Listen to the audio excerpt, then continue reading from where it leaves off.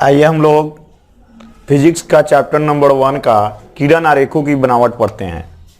किरण आरेखों की बनावट कितने शर्तों से बनती है?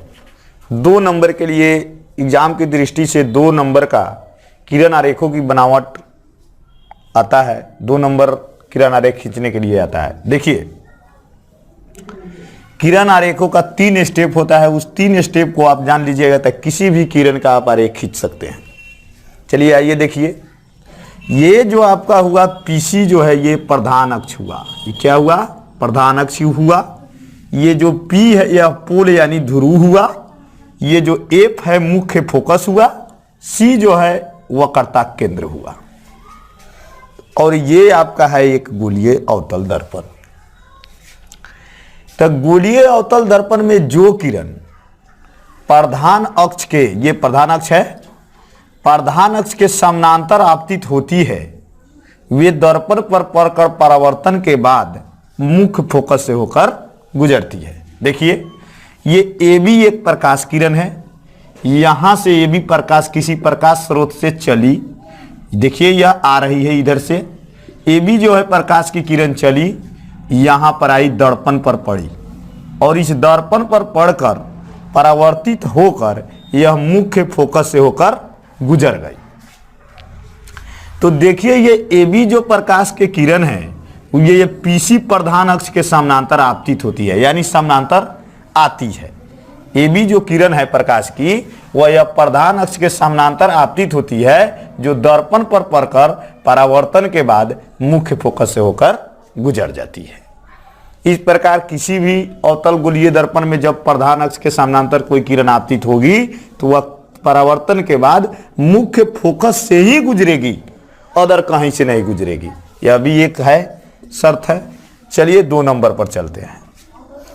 ये भी पोल ध्रुव है, ये मुख्य फोकस है, ये वक्रता केंद्र है। ये जो पीसी जो है पूरा ये प्रधान अक्ष है। और एक किरण, जब कोई भी प्रकाश की किरण जब मुख्य फोकस के दिशा में आपतित होती है, यानी मुख्य फोकस के दिशा में आपतित होती है, ये रहा आपका मुख्य फोकस और ये रहा प्रकाश के किरण, और ये मुख्य फोकस के दिशा में आपतित हो रही है, यानी इधर से यह आपतित हो रही है, यानी इधर से यह आ रही है।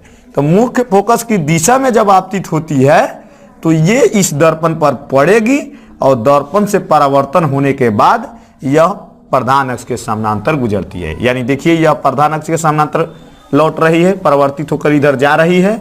इस प्रकार कि किसी भी गोलीय दर्पण में जब प्रकाश की किरण मुख्य फोकस की दिशा में आपतित होती है तो वे दर्पण पर परावर्तन के बाद प्रधान अक्ष के समानांतर गुजरती है। आइए 3 नंबर पर विचार करते हैं। ये जो है, जब प्रकाश की किरण वक्रता केंद्र की दिशा में आपतित होती है, ये वक्रता केंद्र है आपका सी, ये एफ मुख्य फोकस है और ये पी पोल है यानी ध्रुव है।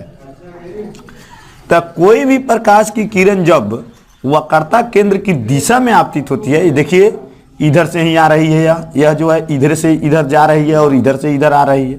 तो जब वक्रता केंद्र पर कोई किरण वक्रता केंद्र की दिशा में आपतित होती है तो वह किरण दर्पण पर पड़ने के बाद परावर्तित होकर फिर उसी पथ पर पुनः लौट जाती है। यानी जब वक्रता केंद्र से कोई प्रकाश की किरण आएगी और उस रास्ते से आएगी, वक्रता केंद्र से होकर आएगी, तो वह जब दर्पण पर पड़ेगी तब पुनः उसी रास्ता पर लौट जाएगी। यानी परावर्तित होने के बाद वो कहीं दूसरी जगह से नहीं गुजरती है, परावर्तित होने के बाद भी वह वक्रता केंद्र से ही गुजरती है। इस प्रकार कोई गोलीय दर्पण में यदि वही कोई प्रकाश का किरण वक्रता केंद्र की दिशा में आपतित होती है तो वह दर्पण से परावर्तन के बाद पुनः उसी पाथ पर लौट जाती है।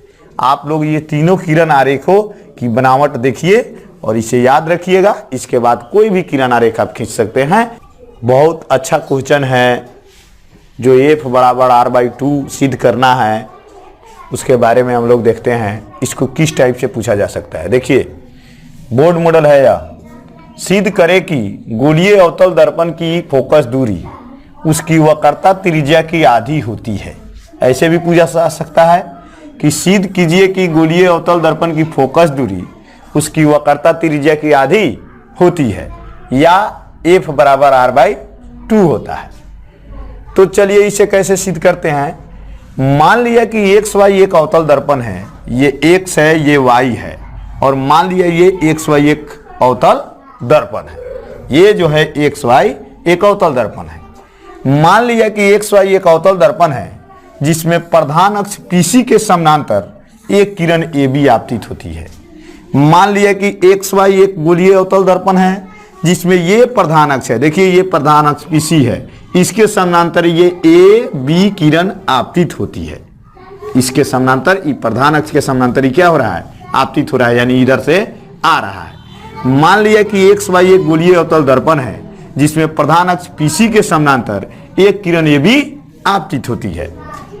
चलिए आपतन बिंदु बी से, ये बी हुआ, ये आपतन बिंदु बी से सी पर एक अभिलंब सी बी खींचा। हमने आपतन बिंदु बी से सी पर एक अभिलंब सी बी खींचा। अब हम जानते हैं, परावर्तन पढ़े हुए हैं पिछले वीडियो में, परावर्तन के नियम से हम जानते हैं कि आपतन कोण आई परावर्तन कोण आर के बराबर होता है। तो यहां पर आपतन कोण ये जो है बी है, ये परावर्तन कोण फिर बी के बराबर होगा, यानी इधर से ही आया, ये प्रकाश की किरण आई और ये अभिलंब है, ये दोनों के बीच में जो कोण बना वो आपतन कोण आई हो गया। और ये फिर प्रकाश की किरण गई और ये अभिलंब के बीच में जो कोण बना वो परावर्तन कोण आर हो गया, यानी आपतन कोण आई परावर्तन कोण आर के बराबर होता है। इसलिए कोण ए बी सी, कोण ए बी सी यानी कोण ए बी सी बराबर कोण सी बी एफ। ये देखिए सी बी एफ यानी कोण ए बी सी बराबर कोण सी बी एफ। ये परावर्तन के नियम से आपतन कोण बराबर परावर्तन कोण ए बी सी बराबर कोण सी बी एफ, समीकरण 1 हम मान लिए।